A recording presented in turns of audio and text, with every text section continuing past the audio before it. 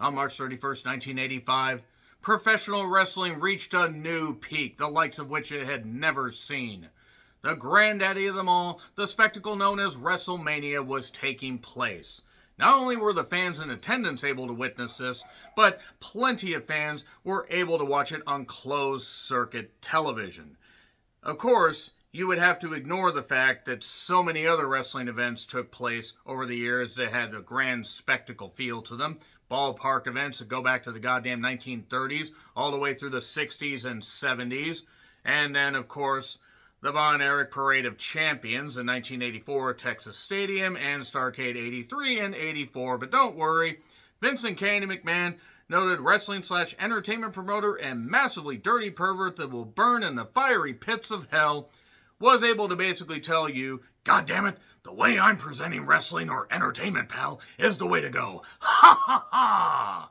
And of course, when it comes to WrestleMania, there have been many great moments, there have been many horrible moments, there have been so many great matches, there have been so many horrible matches. I'm here to talk about the stuff that didn't go according to Hoyle or according to plan or whatever. The whole thing is man, when you talk about the fact that WrestleMania has been going on for so goddamn long that I was 4 years old when the first one happened, there's been some bad shit, and here we go. I'm John Ritland with the top 25 worst WrestleMania matches. This is the updated list. Of course, these are my personal opinions. The honorable mentions aren't going to be as deep, and depending on which order you see these in, of course, the best list is on there, and you can go back and you can check out the stuff that I did in, my God, 2020. Dear God in heaven. That feels like so long ago. But yeah, let's just get into it. These are my opinions. Please let me know your top 5 or top 10. And of course, with 41 WrestleMania events as of now. And of course, since WrestleMania 35 went on for about 8 million years, they decided to go with the Wrestle Kingdom format and split it into, 2 nights. Obviously, WrestleMania 36 makes sense with the fact that it was during the COVID era, the very beginning of the COVID era. And, that's 2 nights for 37, 38, 39, 40, 41, and soon to be 42. And there's going to be matches that I miss. I could have, of course, gone really, really deep and talked about the various matches that went like 2 minutes that were pretty goddamn ridiculous. I'm going to mention like one of those in the honorable mentions, but the whole point is there have been some bad matches, there have been some pointless matches, and also, again, depending on which order you see these in, you will also see a celebrity involvement list where I rank those. So let's get to it. So let's go to Ultimate Warrior versus Triple H at WrestleMania 12. Ultimate Warrior got a big pop because he hadn't been seen in a while, and he squashed Triple H, and I've said my opinion on both of these men, but yeah, it was supposed to be pretty much a win for Ultimate Warrior, but he didn't want to do nearly as much of Triple H's shit as originally, planned, so he just squashed him. Whatever, Triple H would go on to squash people as a way to get back. I mean, at least he didn't squash Booker T at WrestleMania 19, which is the next one that I'm going to talk about. This almost made the list. The reason it didn't is the match actually wasn't horrible until the finish, but Booker T should have won it. Had Booker T won that match would have ended up on the best list. But then we go with Miz versus Cena at WrestleMania 27, and bless Miz. I mean, I feel bad that he took a header and suffered a concussion there. That's terrible. Might explain a few things about him now, but nevertheless, basically, the match itself was just a backdrop for Cena versus Rock, because Rock came out, whole anonymous GM thing, and he just took over because he was a host of WrestleMania, and there we go. A McMahon in every corner at WrestleMania 16. Okay, Rock versus Triple H, when it got down to that, actually was pretty good. The problem is, and bless Foley, he had just retired. Big Show needed to go away to get some conditioning done, because by that point, he was not in very good shape. But it was Big Show with Shayna's corner, Linda was in Foley's corner, Vince was in The Rock's corner, and Stephanie was in Triple H's corner. And again, had this been Triple H and Rock, it would have been fine. Had they even done a 3-way, had they even done that. I know they wanted to get fully a WrestleMania moment, but let's be honest, the match wasn't good at all. So yeah, let's get to the top 25. So here we go. Bray versus Orton, WrestleMania 33. Match itself was okay as far as the in-ring work, but the Orton-Bray feud was odd. Like, you had Orton in the clutches of Bray's, spellbinding era. And Bray at this point, being the WWE champion, just wanted an Elimination Chamber. I knew that he probably wasn't going to hold the title long, but I was hoping somehow he would retain here. No, his lone WWE championship reign. And yes, I know he won the Universal title for a little bit, but still, that's not really all that great. And who really remembers that? Because it wasn't booked great. Bless Bray. R.I.P. Bray Wyatt, but this match wasn't very good. The projection of all the bugs and the stuff like that on there, it didn't help what was kind of an odd WrestleMania with a lot of weird pacing. You had the mixed tag and stuff like that, and you had Seth versus Triple H. You could have easily made it on here, but at least Stephanie went through a table. It's about time that dumb bitch took a goddamn bump. But Bray versus Orton, the fact that Orton won, it kind of nullified a lot of the momentum that Bray had built, which was adequate at best. It didn't really help matters, and then Orton would drop it to Jinder later on. Yay. 24, Triple H versus Undertaker at WrestleMania 27. Okay. I don't care, actually, if you guys get upset. I really don't. I did not find this to be an emotional investment. I remember actually writing a review for when Amazon would allow, more detailed written reviews of DVDs and stuff like that. And I actually did this and got killed for not calling it an emotionally investing match. And it wasn't. I'm sorry. Yes, Shawn Michaels is Triple H's friend. Yes, Undertaker was becoming just the Mania guy, and he wasn't working nearly as often due to injuries and due to the fact that he couldn't say no to money. And I don't blame him for sticking around as long as he did. Well, actually, I can blame him, but whatever. He just wanted to keep doing that because he just kept getting called in that sweet, sweet dollar. But the whole point is, going just back to this, even though Undertaker was becoming much more of a part-time person, Triple H was also much more of a part-time person. This is supposed to be Undertaker and Sting, which still probably wouldn't have been that great, but in 2011 would have. We wouldn't have gotten Joker, Sting, and TNA. That would have been a small price to pay for this whole thing. But yes, it had its impactful moments. It took out Michael Cole's little coal mine thing. It's a shame Michael Cole wasn't in there. Heel Michael Cole is one of the worst things about this Mania. Then again, Michael Cole's one of the worst things they've ever, foisted upon us for nearly 30 fucking years, especially as a commentator. But yes, Mania 27 was snake bit, from the moment. Cody, Ray, Orton, Punk, those matches were fine. But it felt so much like a Raw edition of WrestleMania. That's the show Raw, not like it was it's fucking Raw.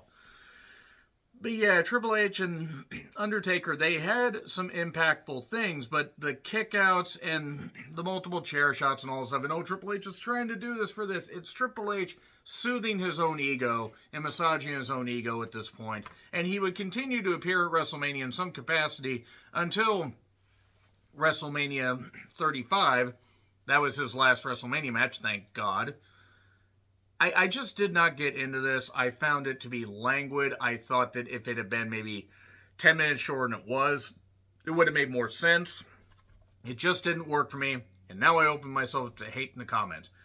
So, we go to number 23. Triple H vs. Jericho Mania 18. As far as work, it wasn't bad, but nobody was really buying Triple H as a face. He got a big pop in Madison Square Garden.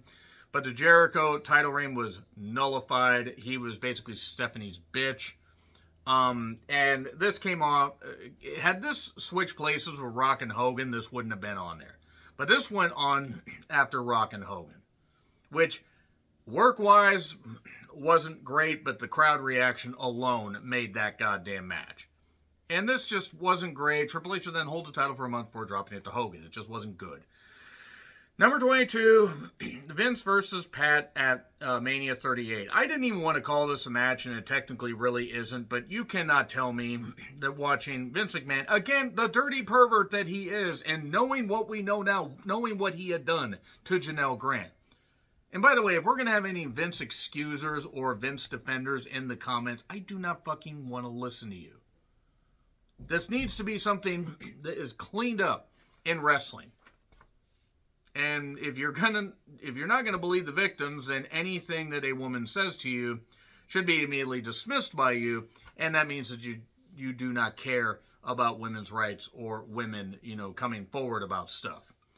So that being said, Vince wrestled Pat McAfee, who I believe had just faced Austin Theory, and it was terrible. Then Vince would take the worst stunner in history, worse than Linda. His legs just gave out, pal. And yeah, it wasn't much of a match, but it was fucking terrible. Number 21, Trish versus Christy Hemme at WrestleMania 21. I didn't even mean for that to go at 21, given the fact it was WrestleMania 21, but nevertheless, bless Christy. She was thrust into this thing with minimal training. She tried. Lita blew her knee out because she was blowing Adam Copeland. Sorry, but I don't really feel sorry. And Trish's title reign, after she regained it from Lita, because Lita blew her knee out, it was so odd because then she would take time off sometime after this, after Viscera hurt her, because I think she had legit back issues and needed some time off. But Christy Hemme should have never been in a title program. And she apparently is doing well for herself now. She tried wrestling in TNA, it didn't work out. She became a ring announcer and all that, but you cannot look at this match objectively and say that it wasn't anything other than a disaster. I'm sorry, but it just fucking was. And the crowd was shitting all over it, even though Christy was trying, but it wasn't good. Number 20, and I'm going to get so much hate for this, Firefly Funhouse match, WrestleMania 36 Night 2, Cena versus Bray. Okay, cinematic wrestling is not for me. The Boneyard match was pretty good. Whether it is one of the best Mania matches or not is subject to debate. At least that sort of seemed like a bit of a mini movie. This had, I guess, entertainment, but I hated it, and I did not really think of this as much of a match. But again, rest in peace, Bray. It just was not for me. Nevertheless. So number 19, Psycho Sid versus Undertaker, WrestleMania 13. I mean, this was just snake bit. The funniest thing about Sid, his lone two Mania matches were both main events. Mania 8 is not on here because at least it wasn't as bad as this. And whether Sid did or did not shit his tights, who knows. But yeah, Brett interfering. Brett was all over this goddamn thing after beating Stone Cold Steve Austin. Yelling at Shawn Michaels. All this stuff going on. And Undertaker winning the title at Mania was cool. But see, they had already done so much weird stuff with the championship. Shawn held it from Mania 12 to Survivor Series. Dropped it to Sid when it should have been Vader. But Shawn threw a bitch fit. Because Shawn was a little bitch and still is. He just ran to an invisible fictitious being. But that being said, then Sid won it back. Sid won it, then Shawn won it back, and then didn't want to drop it to Brett. So then Brett won the title, dropped it to Sid, and then Sid dropped it to Taker. Are you following me? So, yeah, then Sid was out of the company a couple months after this. I think June was one of the last appearances that he made. And then he would go to ECW, and then he would do that. But rest in peace, Sid. But match was not good. Not good at all. Diesel versus Taker was a much better big man match. So we go to number 18. Rock versus Cena, WrestleMania 28. Haha, 9. You thought I was going to put the once-in-a-lifetime thing on here, didn't you? No, twice in a lifetime. Rock did tear some muscles, I think an abdominal muscle or whatever the hell it was. Delayed the shooting of Hercules. Really should have just delayed the movie in general. That was one of 3 Hercules movies that came out in 2014. 3. There was one, I believe, by Guy Ritchie. There was a Rock one. And I think there was a direct-to-streaming one that John Morrison did. Or Johnny Mundo. Or Johnny Nitro. Or Johnny TV. Whatever the fuck you want to call him. Nice guy, by the way. Met him in an indie show a while ago. But Rock versus Cena, WrestleMania 29. Even if you took that out, like, actually them building it in a quick build after Rock beat Punk, and I hate it. Punk should have just been able to get his, get his WrestleMania main event there. They could have given Taker something else to do. Even though Punk was really having fun with that Paul Bearer stuff, I still say this should have been a three-way. But nevertheless, Punk would have had his 500-day reign. Rock didn't need the title at that point. And the fact that this title reign was one of the longest ones Rock had, his second or third longest, I believe. I'm trying to remember.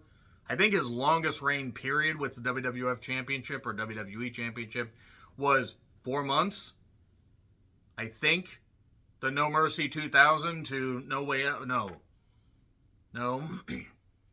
It was something. No, that was Kurt Angle. That was Kurt Angle who won that. Rock only had the thing for like 4 months at the longest. So that being said, let's talk about the fact that this match just wasn't that good. It just wasn't. It's like it had a bit of a muted crowd. People knew Cena was going to get the win back. And the fact that this whole thing has just been, it's been nullified by shoot interviews and Rock basically saying, yeah, we did once in a lifetime, but we already knew that Cena was going to do this and beat me. So, yeah, you lied to us, Dwayne.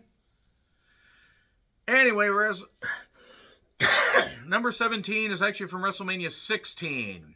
Terry Reynolds versus The Cat with Val Venus as a special guest referee. All due respect to Terry Reynolds. All due respect to her. She knew what she excelled at. She excelled as a manager. She was pretty good on promos. York Foundation's an underappreciated thing in WCW. She was great with Goldust. This is well and truly after her and Goldust divorced. I think they divorced sometime in 99. Not my personal business, but I'm just trying to remember the timeline. And they put Terry against The Cat with noted crackpot idiot Val Venus as the special guest referee. And it was never going to be good, and no, it's not really a match. And sorry, Terry.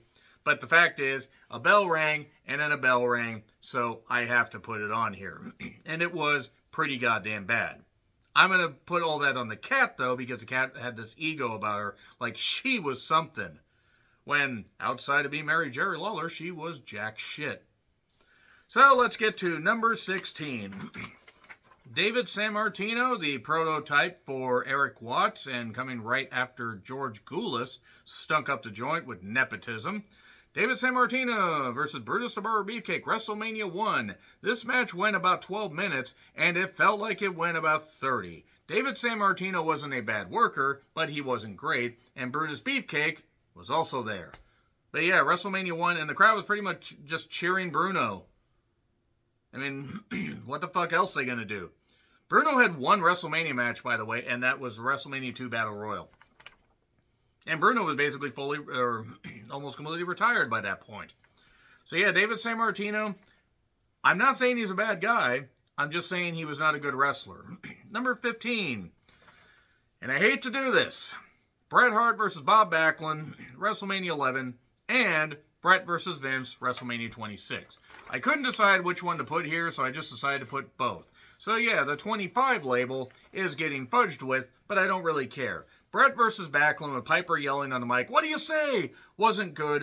And Backlund didn't even actually say I quit. He just said yes, because he was, what the hell's Bob Backlund doing here, is a line that will always stick out in my mind as far as JR's commentary. But then Bret versus Vince was just Bret getting his, his revenge on Vince. He couldn't take bumps because of the Lloyd's of London thing, even though there's house show footage out there where Bret actually could still go and was throwing headbutts and just hoping Lloyd's of London didn't see it.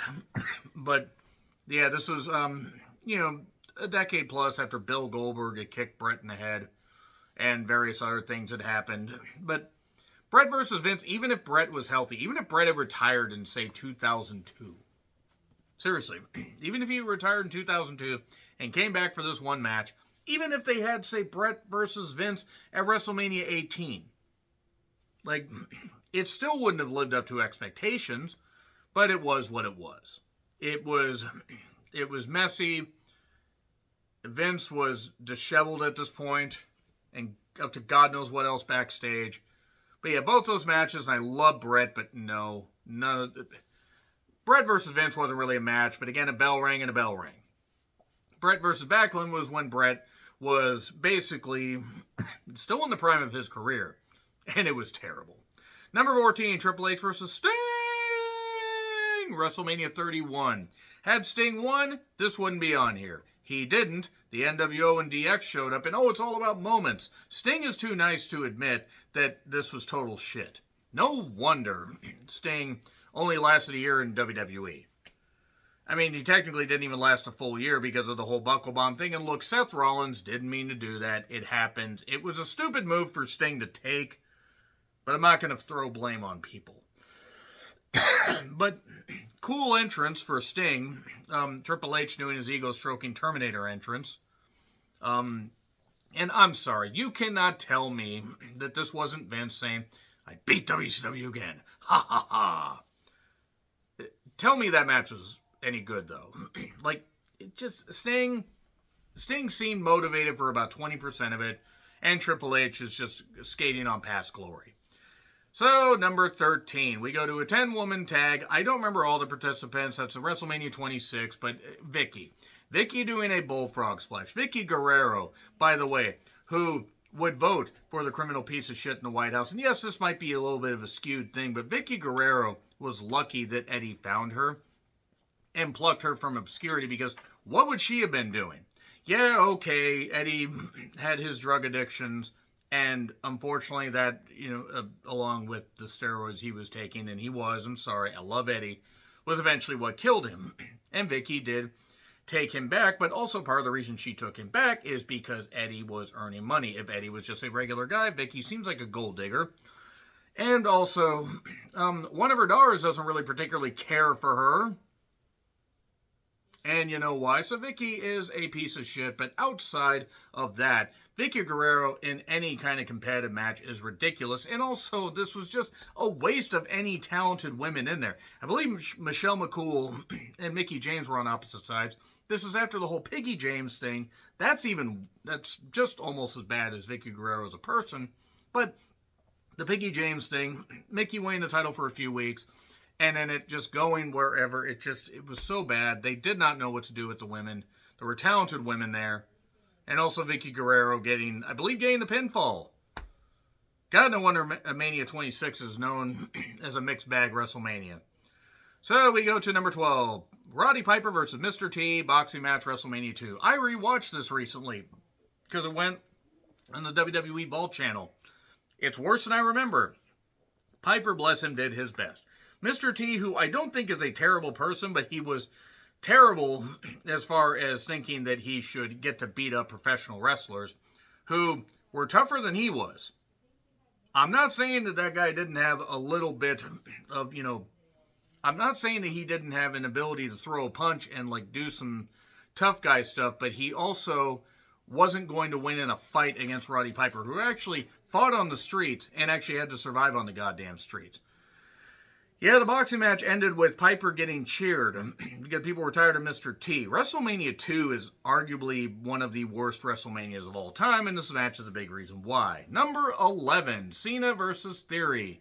Mania 39, Night 1. If you beat me, you're screwed. If I beat you, you're screwed.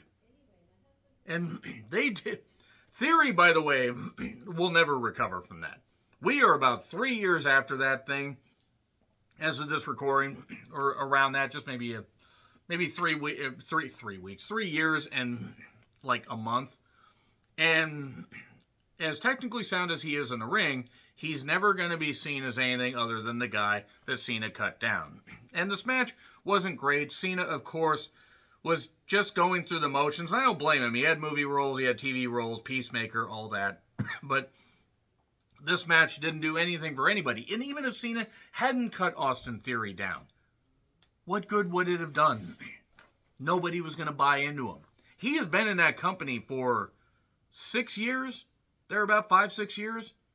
And he has not evolved. And he's never going to evolve. And this match is just further proof that sometimes, trying to pass the torch, it just means that the other person is going to get flambéed. Number 10, Undertaker versus Big Boss Man, Hell in a Cell match, WrestleMania 15. They went from hanging Boss Man to a plug for Stone Cold Steve Austin's merchandise.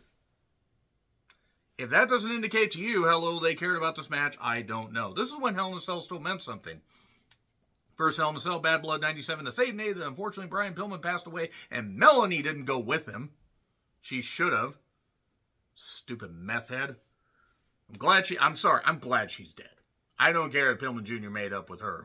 She's screwed over so many of her kids with all the money that those kids should have gotten from the tribute shows because she was a piece of shit. She deserved to rot. And that Pillman Dark Side of the Ring shows that. And I don't care. You can go back and check out my reviews of those. I stand by everything I say about her. But that being said, Hell in a Cell also was a backdrop in a Raw match at, or they used a Hell in a Cell to hype up Austin versus Kane and Taker versus Foley. And then, of course, the iconic one. Maybe not the best one of all time, but the most iconic one. Taker versus Mankind, which I still cringe at, just knowing the stuff. And then they even did Taker, they did Kane versus Mankind on Raw, where Foley actually took a harsher bump, falling directly onto the concrete almost. Whole point is, Hell in a Cell still meant something because we weren't even 2 years into its establishment. And this was easily one of the worst ones. I would have put Shane versus Taker from WrestleMania 32 on this, as stupid as it was. But at least that had a jump, and there were moments that I didn't mind in it. It just went on for 30 minutes and shouldn't have. They barely used the cell. And again, Boss Man got hung, and then they went right to a merch plug. Terrible. By the way, this is the corporation versus the ministry thing, and it was just horrible. Number 9, Edge versus Orton, WrestleMania 36. All due respect to Adam Copeland and Randy Orton for trying to make this feud work. And I know it was during COVID and all that, but you cannot tell me that this cinematic match should have gone on as long as it did. Had it gone 20, it would have been fine. It felt like it went 3 hours. And if it went over 4 hours, they should have seen a medical professional. Edge returned, big pop at the Royal Rumble, and then unfortunately, the pandemic hit. And then that just continued to, erode away at my opinion of professional wrestling because professional wrestling needs a crowd. Actually, my opinion on WWE was already starting to sour by this point. But yeah, WrestleMania 36 was a snake bit show that they did the best with. There were good moments. This was not one of them because all they did was just do a bunch of the same shit over and over and over, and eventually it just got ridiculous. So now let's go to number 8. Brock Lesnar versus Bill Goldberg at WrestleMania 20. They would have a much better match and sort of reset the whole thing at WrestleMania 33. But Goldberg was leaving, and then Brock revealed he was leaving. And at least the fans understood, why Goldberg might be leaving. But Brock was just suddenly going to leave. And they shit all over it. They were cheering for Austin, who was a referee. We never got Austin versus Goldberg because Austin had to retire due to neck problems and various things, and had to go beat his other wife, allegedly, reportedly. He beat at least 2 of them, and I don't mind saying that, because as great as Austin is, come on, let's be honest here. But yeah, Brock, we know what he's into. Freak. He was going to try out for the NFL, and then he would go to New Japan, or at least Inoki's group, and then he would go to the UFC, and then he would come back and be a star attraction. And yeah, this match feels like a footnote, but it actually was a black eye on WrestleMania. WrestleMania 20 was an odd duck. Very odd duck. So, number 7, the Women's Battle Royal at WrestleMania 25. Besides noted piece of shit, phony-ass redneck Kid Rock doing the concert thing, let's just talk about the simple fact that they put Sonny in 2009 in a match. Sonny, who couldn't even work back in like 97, 98, was in a match here. And they had so many women in this, so many... Candice, I don't think was in it because I think she was hurt, so she was at ringside with the desiccated corpse of Mae Young. Not Fabulous Moolah, because Fabulous Moolah, I believe, had died by this point. Good. this was this was just the WrestleMania 25. Get every woman on this goddamn card. You can tell me one memorable thing about this thing. If you can, I'll be amazed, because it's so unremarkable as far as positives that even though I'm sure the women got some kind of payoff for this, because WrestleMania 25 was a pretty successful Mania, it was just such a waste of the women's division. I mean, they call a bunch of other women from the past got in there, cool, but there were other women that turned it down.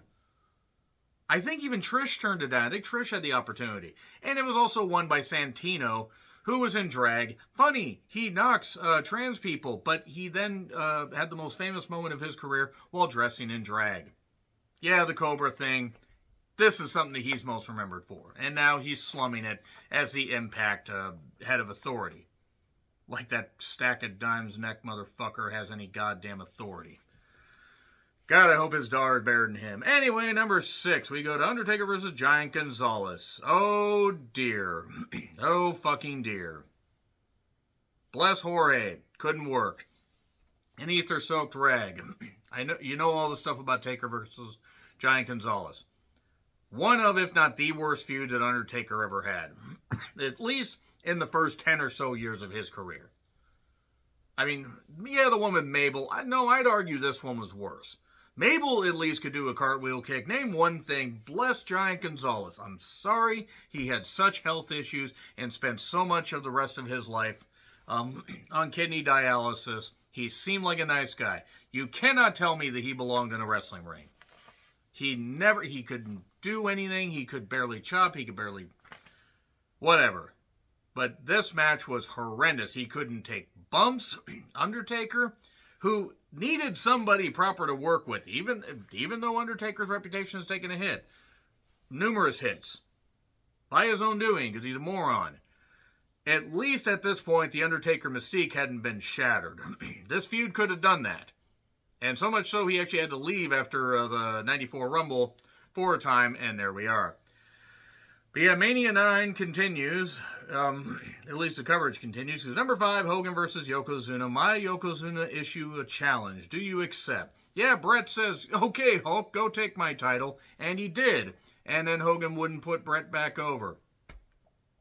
Because Hogan was a goddamn liar and a piece of shit. One of the biggest draws ever in wrestling, but that doesn't mean that what I said before isn't right. And also, it didn't do Yokozuna any favors. Yoko should have been the champion coming out of that, and should have continued to do stuff, and could have been challenged by Hogan to King of the Ring and beaten him, and we could have just gone from there, but no, we couldn't do that. And he called the title a trinket. Whole bunch of other stuff. But yeah, it ended on such a sour note, and yes, the crowd popped, but then Hogan wouldn't make any... not many more appearances on Raw. I don't know if he made any more appearances on Raw as champion. I'm trying to remember. Maybe one? But Hogan versus Yoko, horrendous. Did nothing for anybody. Or anybody besides Hulk. Okay, number 4. Cody versus Cena, WrestleMania 41 Night 2. Look, Cena's heel turn, the visual and everything, and Rock doing that was fine. But Travis Scott, that fucking goddamn string bean that should have been in jail for the Astro World thing, that is a terrible rapper and a terrible human being and unmotivated as fuck, absolutely should have been run over by a goddamn bread truck. How they would have gotten that on the goddamn stage, I don't know. But the fact that they thought him sauntering down there, high and unmotivated, that lazy slug, I bet his parent, are embarrassed by this whole goddamn thing. Actually, I don't know if anybody would want to claim him as their child because of how goddamn lazy he is. And this whole thing with Travis Scott being involved, if he had not been out there for the heel turn and not come out for this thing, this match probably wouldn't have even registered on the list. It was bad, but this was even worse. And Rock knew that he wasn't going to show back up because of the negative reaction to this whole goddamn thing. So thanks, Dwayne. Again. He deserved to not win a goddamn award for the Smashing Machine. Virtually unrecognizable Rock. Oh, please. So yeah, Cody versus Cena probably would have, again, it probably wouldn't have even been on the list had Travis Scott not shown up, that moron. Hopefully he's never on a goddamn wrestling program again. So anyway, number 3, Sami Zayn versus Johnny Knoxville, WrestleMania 38.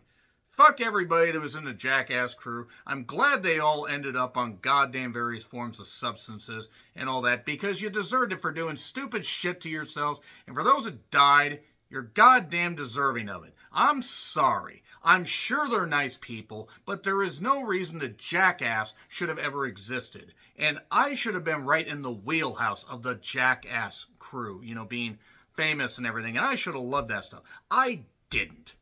And Johnny Knoxville, I don't care if he's a nice guy, that moron. He talked about, oh, he didn't want to take any hits of that. Yeah, because you kept doing stupid shit to yourselves and you probably got putty for brains. When that midget came out, I'm like, if Sami Zayn had just kicked that little shit and just spiked him in the goddamn table, I would have been happy for that. And yeah, now I'm getting hot about this. This was a crowd that loved this match. And if you love this match, bless you. I'm not knocking anybody that did. But I will go to my fucking grave saying this is one of the biggest embarrassments in WWE history.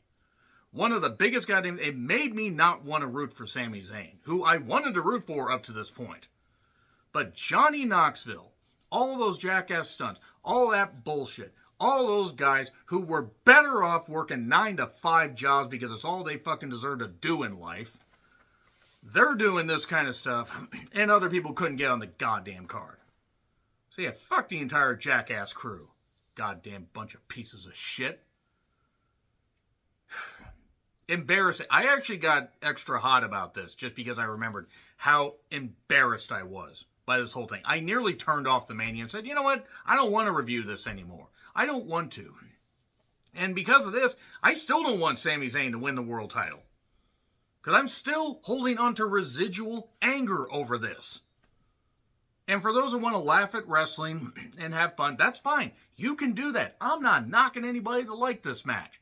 You're going to like this match, love this match, but if you're going to knock AEW or knock other, Impact or various other programs that have the entertainment or the not-professional wrestling aspect, but it's fun to laugh at wrestling, then it means that, well, you have to basically call out this bullshit.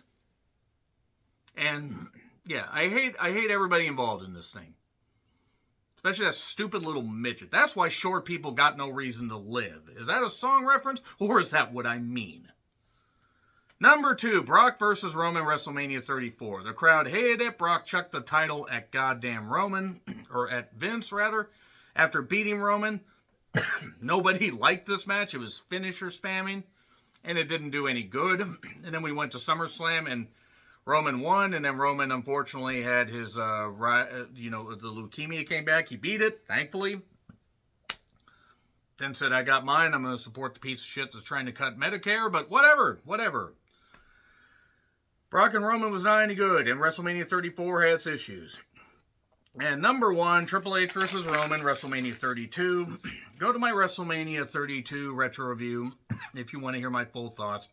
But yeah, the match that basically killed any chance for Roman to be taken seriously.